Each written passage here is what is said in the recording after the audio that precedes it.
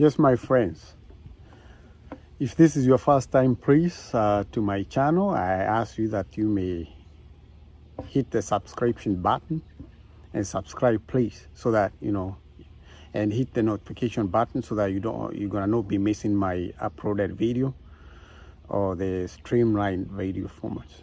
Today, we are talking about the job market in Kenya and how the Labor Ministry is planning to export over 1 million jobs. So that's good news for those jobless people in Kenya.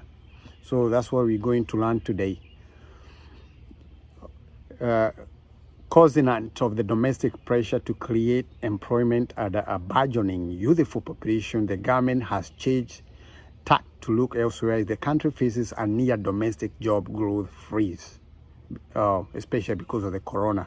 The Grand Job Export Plan pledged 1 million job export each year over the next 3 years to be spearheaded by the Labor Ministry under the newly operationalized National Employment Authority, or NEA, NEA.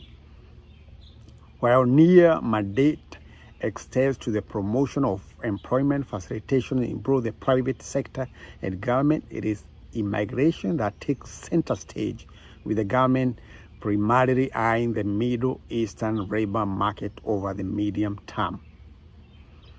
The NEA, which was formed through a 2016 Act of Parliament, is supposed to make up for the shortcoming of its predecessor, the National Employment Bureau, NEB, which fell short of expectation and a weak monitoring systems and a limited policy and legal framework.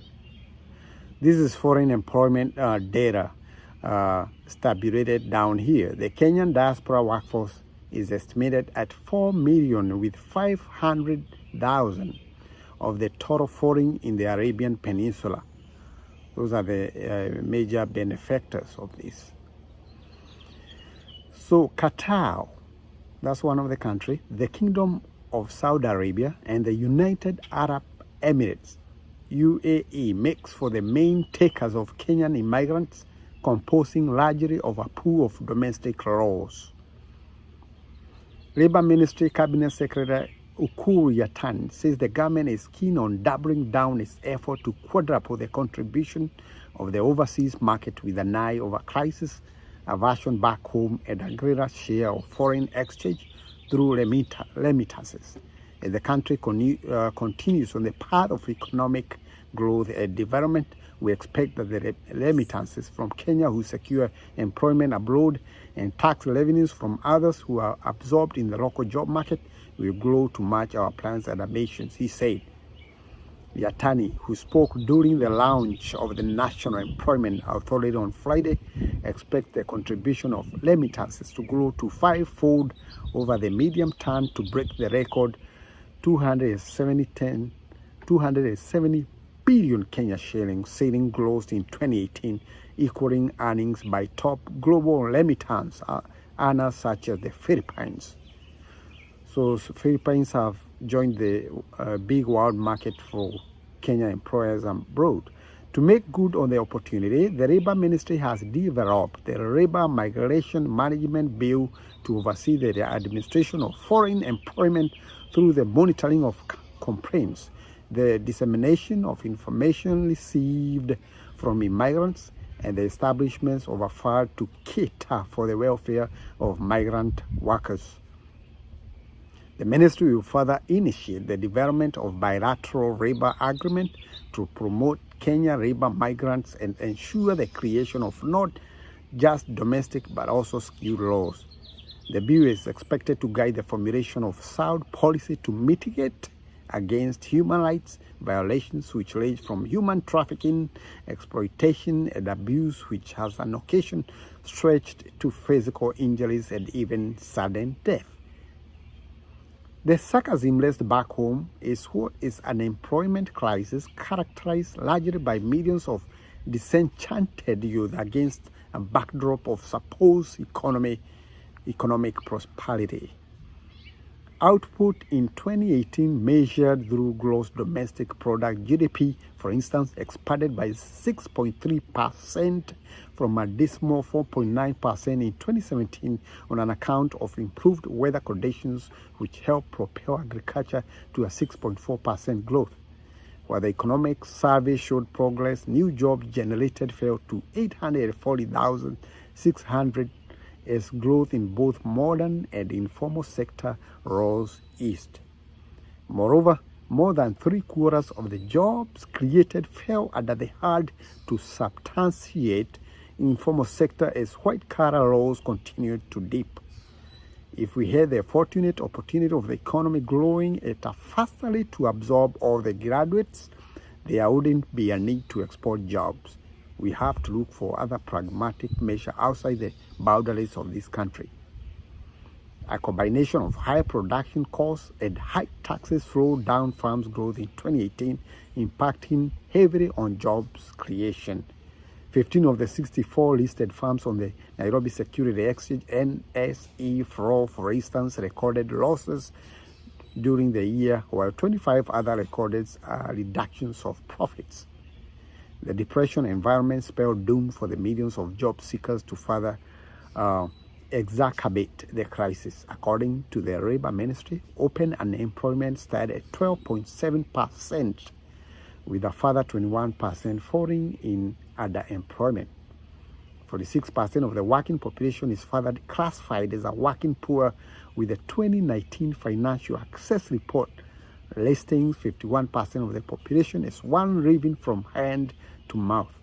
A United Nations Section report in 2017, however, puts the Kenyan unemployment rate at a higher 39.1, close to 40%, the largest deficit in East Africa.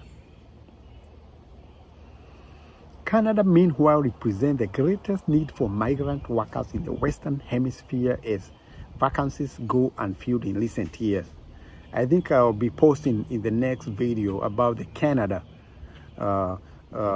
desperations of the workers. They need a big number of workers. They have like 3 years to meet the demand of jobs. While the immigrant sentiment has deteriorated in the United States and Europe, Canadian Prime Minister Justin Trudeau is keen to add more than 1 million immigrants over the next 3 years to plug the vacancy deficit. According to the Canadian Federation of Independent Businesses, small and medium-sized firms are yet to fill an approximately 430,000 roles at December 2018, with the jobs falling in services, constructions, agriculture, and oil and gas. Canada's unemployment sits at near historic low rate of 5.8%, with the job vacancy rate at 3.3%. The pressure to fill jobs in such frontier market presents opportunity for Kenyans to alleviate internal job pressures by exporting roles. So as you see, we have a major jobs shortage. Not really jobs.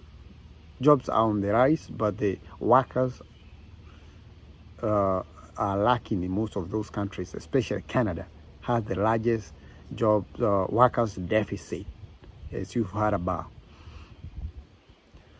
So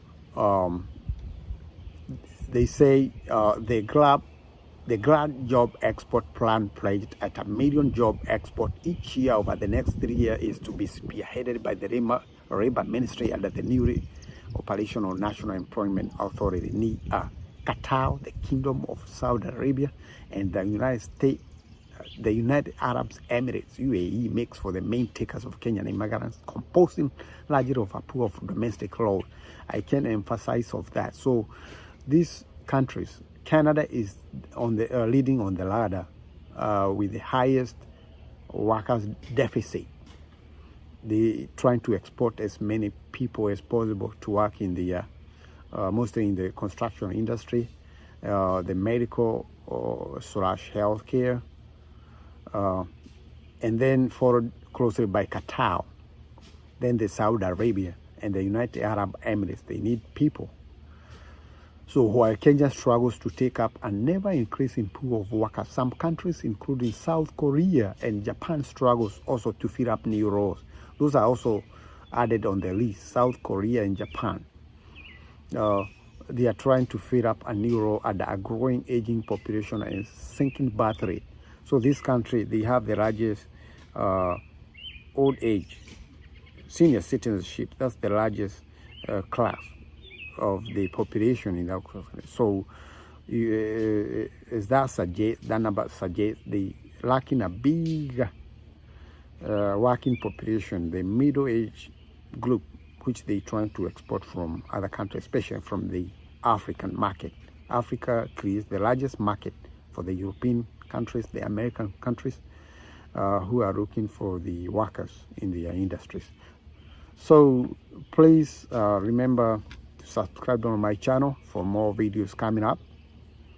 And you have a good day tonight. Thank you so much.